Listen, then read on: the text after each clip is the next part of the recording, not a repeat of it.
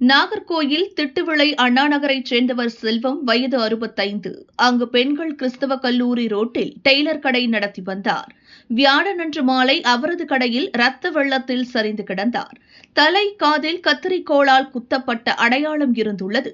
அதிர்ச்சியடைந்த பக்கத்து கடைக்காரர்கள் போலீசுக்கு தகவல் தெரிவித்தனர்.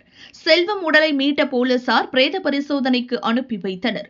கொலை செய்தவரை பிடிக்க அங்குள்ள சிசிடிவி காட்சிகளை ஆய்வு செய்தனர். தூத்துக்குடியை சேர்ந்த சந்திரமணி என்பவர் அங்கு வந்து சென்றது தெரியவந்தது. 100க்கும் மேற்பட்ட சிசிடிவிகளை ஆய்வு செய்து போலீசார் சந்திரமணியை தேடினர். கடைசியாக ஒரு விடுதி இருக்கும் பகுதியில் அவரது நடமாட்டம் பதிவாகியிருந்தது. அங்குதான் பதுங்கியிருப்பார் என்பதை உறுதி செய்த போலீசார் சுற்றி வளைத்தனர். சந்திரமணியை கைது செய்து கொலைக்கான காரணம் குறித்து விசாரித்தனர். இவர் அங்குள்ள ஹோட்டல் ஒன்றில் சமையல் வேலை பார்த்து வந்துள்ளார். வழக்கமாக செல்வம் கடையில்தான் பேண்ட், ஷர்ட் தைக்க கொடுப்பாராம். சில நாட்களுக்கு முன் செல்வம் தைத்து கொடுத்த பேண்ட் சரியாக இல்லையாம். ஆல்டர் செய்ய கொடுத்தும் மீண்டும் அதே போலவே இருந்ததாக கூறப்படுகிறது. இதனால் ஆத்திரமடைந்த சந்திரமணி கடைக்கு சென்று தகராறு செய்துள்ளார். இதில் இருவருக்கும் இடையே வாக்குவாதம் உண்டாகி கைகலப்பாக மாறியது.